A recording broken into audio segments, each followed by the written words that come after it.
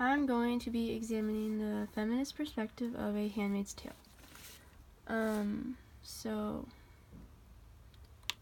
first off is Atwood's feminist perspective on it. So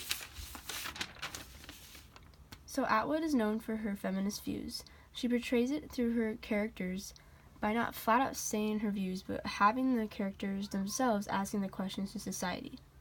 So how I'm going to connect this to the book is that there's a symbolism of ideas. So for example, in Handmaid's Tale, Offred says, if Moira thought she could create a utopia by shutting herself up in a woman-only enclave, she was sadly mistaken. Men were not just going to go away. And so that's basically just saying, that's basically just saying that men are always going to be around. I think Atwood wanted to bring it to the attention of everyone that that's how the women felt, and that was the norm in society, was that you can't run away, you can't get free from it all. So I think that's one of the reasons why she made the characters bring that out in the book. Another perspective, or another way the feminist perspective is shown, is that Atwood portrays that women are the main victims in society. Atwood has the certain view of society, which is showing through the book by how women are the main victims, and she displays this with the inequalities and abuses faced by the women. So to explain how this is portrayed in the book, so in Gilead, where Handmaid's Tale is, the maids are technically owned by the men, or their specific man of the house, who is not technically who they are as a person of their own. That's not their own they're not being their own person. But this is just shown through how the handmaids are not able to have their own names, so they're referred to as, in a way that tells everyone that they're owned by the man, which is like Offred, Offwarren, and of Glenn. And this is kind of like a symbolism in a way, because it's basically like, obviously in real life, we're not our first names. We're gonna have our first names. We're not gonna be called of your man, basically. But this kind of is just like a drastic way of showing that we are controlled by men, or women are controlled by men.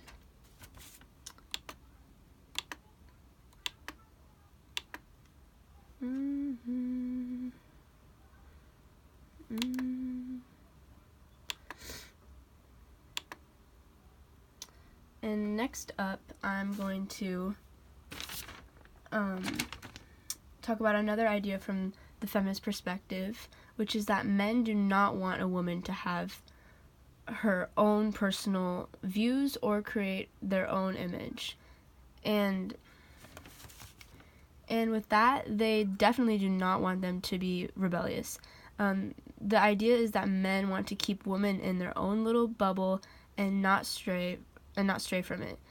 Building off of that is that men like the feeling to be in control of a woman, and it gives them a sense of power that they do not want women to get a hold of.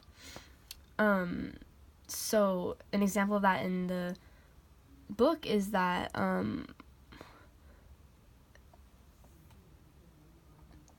the character Moira, who wears masculine clothes, has uses restricted language, and is showing these lesbian tendencies.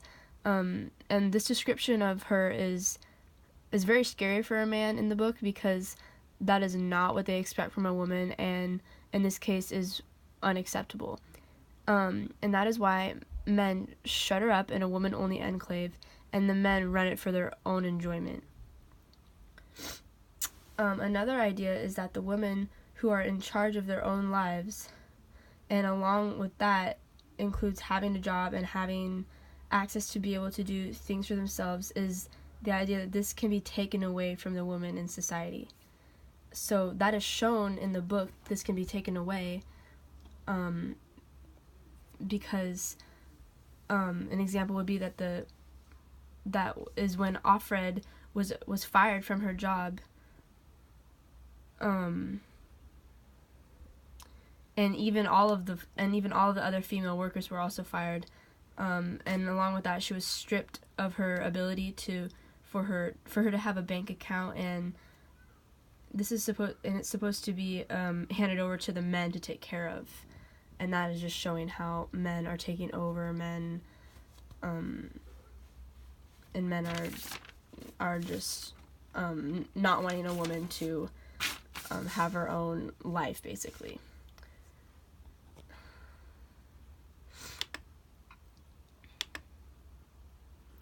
And another example of how the women and their careers were shown in the novel was that when the commander and Offred go to Jezebel's, the commander exposes the women who once had careers.